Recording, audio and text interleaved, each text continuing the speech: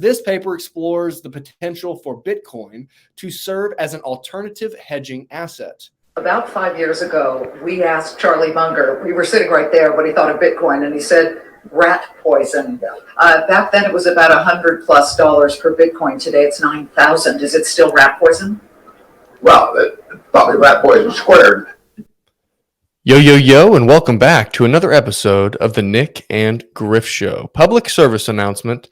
Don't forget to remind your friends and family that one Bitcoin will always be one Bitcoin.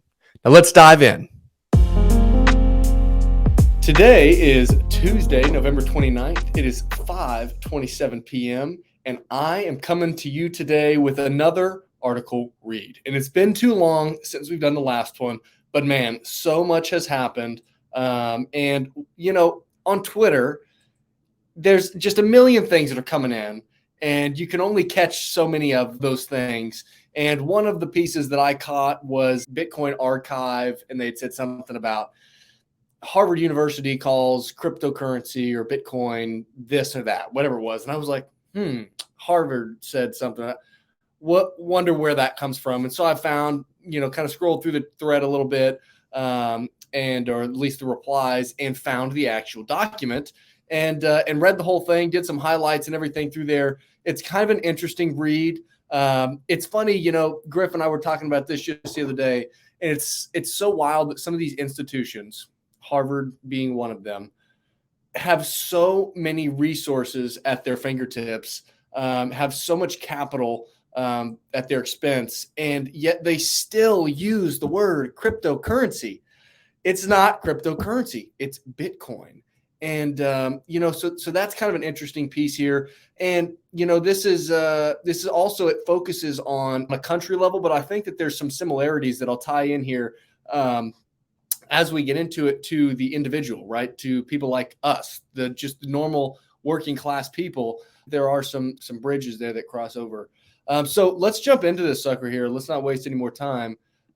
This sucker is titled Hedging Sanctions Risk, Cryptocurrency in Central Bank Reserves by Matthew Ferranti, Department of Economics, Harvard University. And this was written and published November 17th of 2022. I'm going to read the abstract here. And then I'm not going to read the introduction, but I am going to read section 2, that is the overview of financial sanctions. And I think that piece really sets a good groundwork for some good questions to think about. So reading this abstract here, it says central banks may shift their international reserve holdings in order to protect themselves ex ante against the risk of financial sanctions by fiat reserve currency issuers.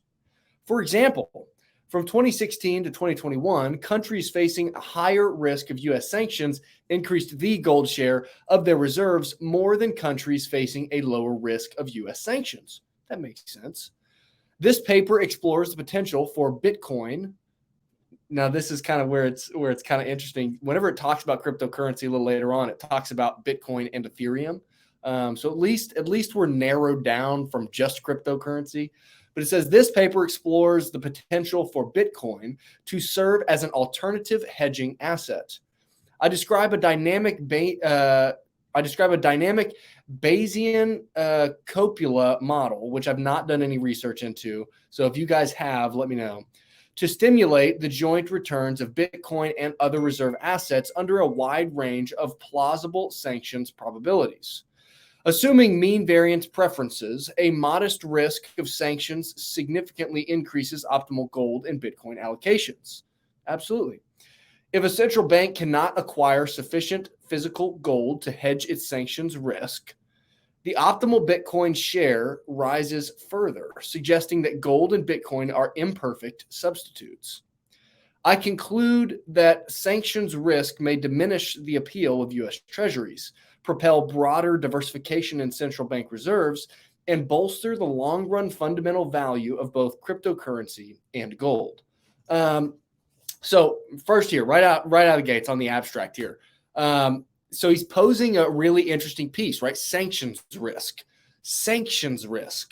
That is counterparty risk. That is counterparty risk for a country, right? For a nation. they mention a lot here once you get into the introduction, and I think in some of the other sections in here, they do talk about what is going on in Ukraine with Russia, the sanctions against Russia through that whole event. It actually there were some kind of interesting statistics in there. I think it was $300 billion of assets frozen and barred access to by the United States, the UN, several other countries that it notes against Russia, right? Which would, you would think, incentivize Russia to hedge that sanctions risk. So they're posing some interesting, an interesting thought here. Matthew is an interesting thought on sanctions risk and the correlation to that sanctions risk and the allocation to gold, or in this case, he's now posing cryptocurrency, which we all know would be Bitcoin, right? So, like I said, I'm going to skip the introduction here, but I'm going to read a couple of these highlights in here. So, this first one says, the ability of fiat reserve issuers to freeze transactions, which constitutes a form of de facto default on the underlying obligations, calls into question fiat reserve currencies' status as safe haven assets. Man, what a statement. Read that again. Just listen to that again. That's something else. Okay, so jumping down in here into section 2, it is titled Overview of Financial Sanctions. Let's get into this. The history of economic sanctions dates back to the blockades of World War I, following which the League of Nations began employing sanctions in support of foreign policy objectives as an alternative to war. Mulder, 2022, describes the usage of economic sanctions as a coercive tool in the interwar period. Economic sanctions encompass both trade sanctions, tariffs and embargoes, as well as financial sanctions. In the digital commerce era, financial sanctions have assumed greater prominence because of the degree of centralization of the global financial system in the immediacy with which electronic banking services can be disabled. Ooh, man. Let's read that again. In the digital commerce era, financial sanctions have assumed greater prominence because of the degree of centralization of the global financial system and the immediacy with which electronic banking services can be disabled. Ooh, that's a good statement right there. Zarat, 2013, details the expansion of the U.S. Treasury Department's financial sanctions program to assist counterterrorism efforts following the 9/11 attacks. Hufbauer and Jung updates Hufbauer, blah, blah, blah, and describes more recent developments in economic sanctions, including the Iran nuclear agreement and Trump tariffs. In the United States, financial sanctions can be implemented through a legislative or presidential procedure. In the legislative procedure, Congress passes a law specifying sanctions, and either the president signs the law or Congress overrides the president's veto. In the presidential procedure, the president issues an executive order declaring a state of emergency concerning a particular country, region, or topic, which empowers the U.S. Treasury's Office of Foreign Assets Control, that's OFAC, to issue sanctions. All U.S. persons, listen to this one's crazy. All U.S. persons must comply with OFAC sanctions, including all persons and entities within the United States, all U.S. incorporated entities and their foreign branches. That says if you're a part of the United States, if you are a citizen or an entity that's a part of the United States, you must comply with our sanctions. Interesting. If a U.S. person identifies property belonging to an OFAC-sanctioned entity, that the U.S. person must freeze the property, prohibiting transfers or dealings of any kind with regard to the property, unless OFAC grants an exception or lifts the specific sanction. Penalties for failing to comply with OFAC sanctions can be significant. Fines can reach millions of dollars, and individuals can face jail time. In April 2022, a researcher received a 63-month sentence, along with a $100,000 fine for delivering a presentation about cryptocurrency technology in North Korea. Foreign entities beyond the reach of U.S. law enforcement may face secondary sanctions for conducting business with sanctioned entities. Man, I mean, it's wild, right? Foreign entities beyond the reach of the U.S. of U.S. law enforcement may face secondary sanctions for conducting business with sanctioned entities. Man, the control, Other governing bodies implement various procedures for issuing sanctions. The European Union Common Foreign and Security Policy Council, that's a mouthful, that's not easy to say, may impose sanctions if all EU members consent to the proposal. The United Nations Security Council may approve sanctions if 9 out of 15 members vote in favor. But any permanent member, China, France, the United Kingdom, and United States, may veto the proposal. Perhaps because of the relative ease of implementing sanctions through unilateral executive action, the U.S. has sanctioned far more entities than the UN or EU. As of September 2019, the OFAC list included 8,755 entities, compared with the 2,136 for the EU and 1,057 for the UN. Hold on, let me get this back here. So the OFAC is, sorry here, I'm learning in real time. So OFAC is the Office of Foreign Assets Control. Okay, so the United States Treasury's Office of Foreign Assets Control, as of September 2019, the Office of Foreign Assets Control list included 8,700 entities, as compared to 2,100 and 1,000 from the EU and UN, respectively. Partly due to concerns about the overuse of sanctions and unintended effects on vulnerable groups, the Biden administration announced in October of 2021 that it intended to limit its usage of sanctions. Empirical evidence concerning the effectiveness of sanctions programs is mixed. These people, 2020, said compile a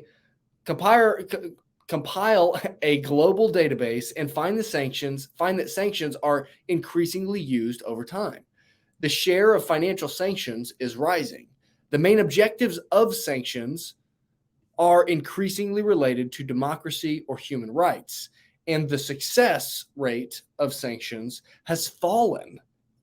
Has fallen since 1995, averaging 30% across policy objectives. The success rate of sanctions has fallen since 1995, averaging 30% success rate across policy objectives. Man, 30% success rate. Interesting. In a firm level comparison of sanctioned to unsanctioned Russian firms, AHN and Ludema 2020 show that the 2014 sanctions caused significant losses in operating revenue, asset values, and employees, but the Russian government shielded some strategic firms from the full effect of the Western sanctions. Several central banks currently face or have faced U.S. sanctions. As of July 2022, the central banks of Russia, Iran, Syria, North Korea, and Venezuela are under U.S. sanctions. Additionally, after the 2021 Taliban takeover, the Biden administration froze the New York Fed account belonging to the Central Bank of Afghanistan, ultimately expropriating the funds to divide them equally between a trust for the people of Afghanistan and victims of the 9/11 attacks. Previously, the U.S. froze the reserves of Iraq following its 1990 invasion of Kuwait, which President Bush subsequently expropriated in 2003, and temporarily suspended Iraq's cash withdrawals in 2015 over concerns that cash was being transported to terrorist groups and sanctioned Iranian banks. In 2008 and 2020, the U.S. threatened to freeze Iraq's reserves if Iraq expelled U.S. troops from the country.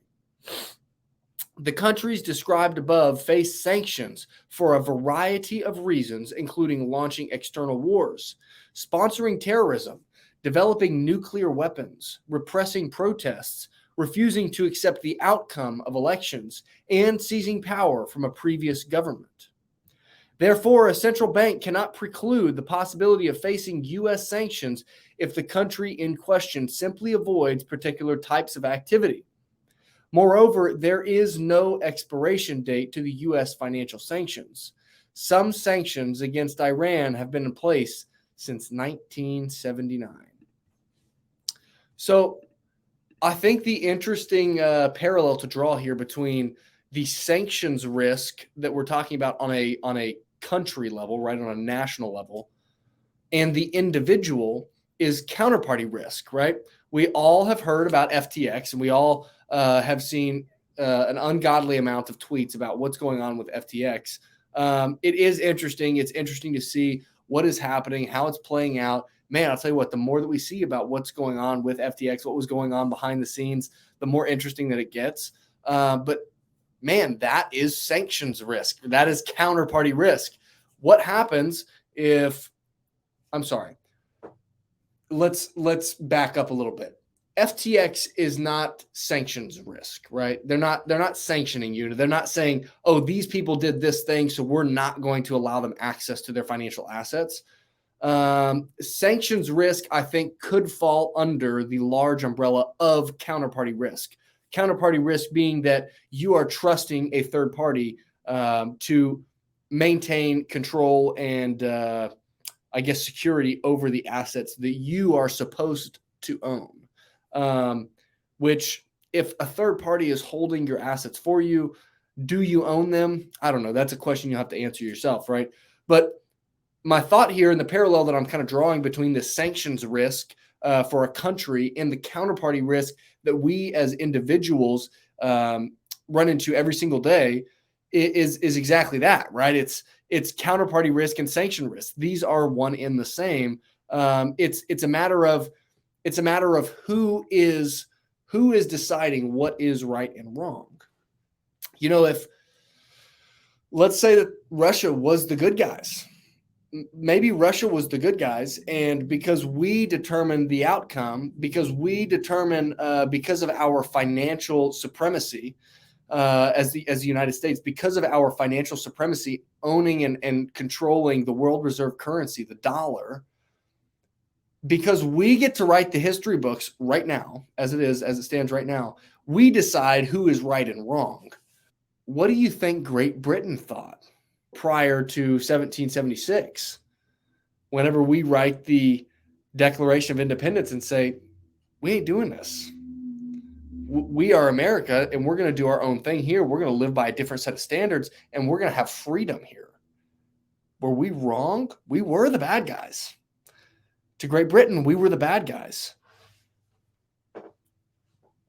Makes me think, like what who are the bad guys? Who should have control over who is right and who is wrong? Who should have control over the money that people use to communicate what their wants and their needs are? How are we going to find, how is any market going to find equilibrium if the money is artificially manipulated? If money is artificially manipulated, does that impact what the markets find as equilibrium? I would argue that yes, it does. It absolutely impacts that. I thought it was an interesting read. Sanctions risk, counterparty risk. How can we combat these things? How can How can countries combat these things? I'll kind of paraphrase. The rest of the article really goes on to show that countries that are under higher risk of being sanctioned by the United States, the UN, the EU, whoever it is, countries that are under higher risk of being sanctioned hold more gold. And what Matthew Ferranti, whatever his last name was, what he was arguing here is that as we move forward, it seems to make sense that people are going to start, countries are going to start looking to alternative hedging assets that are more efficient, that are geared toward our global economy in an efficient manner. Man, I would love to hold some gold. Okay. How are we gonna move this around? How are we going to store this? Do we have to pay to store this? How are we going to keep this secure? What happens if I need to use this monetary value? Bitcoin is ultimately the answer here. If you're not sure why, go dive down the rabbit hole. Go listen to freaking one of the other 51 episodes that we got out here on the podcast. But I will put the link in the description here for this exact document from Harvard. I thought it was kind of an interesting read. I think that again, kind of what I said in the beginning is, some of these entities that have so much resources in their access that are still saying cryptocurrency, that are still they just haven't dove down the rabbit hole. It's kind of weird to me, so like you will see some of that language in there, right? Some of that cryptocurrency language. And he does get into some of the really technical stuff on the types of research that they did and some of the statistical analysis they did that, man, was a little bit over my head. But it's a pretty interesting little read. I'll just read you a couple of the highlights because there was some interesting stuff in there that, I thought was interesting, but maybe isn't quite worth reading the entire cryptocurrency section here. He did actually talk about proof of work versus proof of stake, which is interesting. So here, I'm just going to read the highlights here. So if you're missing context, just go read the whole thing. Under a proof of work system, the ability to censor transactions on the blockchain requires achieving majority hash power, meaning that the censor must control at least 51% of the computing power employed by all miners. Man, I got to think, man, if somebody has done enough research to understand that, how do they not understand some of these other things that they just completely miss on in here, which again, I'm not really getting into the details and weeds of this deal, but furthermore, the structure of the Bitcoin network incentivizes Bitcoin owners to oppose any individual's acquisition of majority hash power by purchasing or producing their own mining chips, because majority hash power also enables a double spending attack. That results in the duplication of Bitcoin, which would likely destroy confidence in the cryptocurrency. Absolutely. Rival proof-of-work currencies tend to face difficulty attracting miners since prospective miners could mine Bitcoin and other established currencies more profitably. Absolutely. The distribution of Bitcoin mining is well diversified and mobile across countries, as illustrated in Figure 5, complicating efforts by an individual country to censor the blockchain by regulating Bitcoin mining. Absolutely. Although network effects will likely support the value of Ether in the short term, staking Ether does not require a meaningful real-world expenditure of resources. So Ethereum may be more likely to face serious competition from alternative networks in the long run than Bitcoin. This is a really interesting little piece here that he's talking about, and just the network effect of money, right? We're talking about money. What is money? Million different definitions. We can talk about that another time. But the network effect is huge, right? And we actually just talked about this on episode 51. So go check that out. According to the International Energy Agency and the Cambridge Center for Alternative Finance, Bitcoin mining alone consumes approximately 0.5% of world energy production as of July 2022. I thought this was funny here. This next sentence says, a central bank that purchases significant quantities of Bitcoin will promote additional Bitcoin mining by increasing the price of Bitcoin. resulting in additional environmental harm. All right. It's like, okay. All right, guys, we get it. Reaching the opposite conclusion of whatever this guy's name is, 2019, I argue that Bitcoin meets the minimum requirements to be considered a store of value. Interesting stuff. I'm not going to ramble on anymore here. Go check out the article. I put the link in the description. Go check it out. Give it a read. Let me know what you guys think. This was another article read here. You guys like the article reads, huh? If you like them, let us know because we'll do more of them. I'm excited to be jumping on here this Saturday with my boy Griff again. And we'll see you next time. Peace.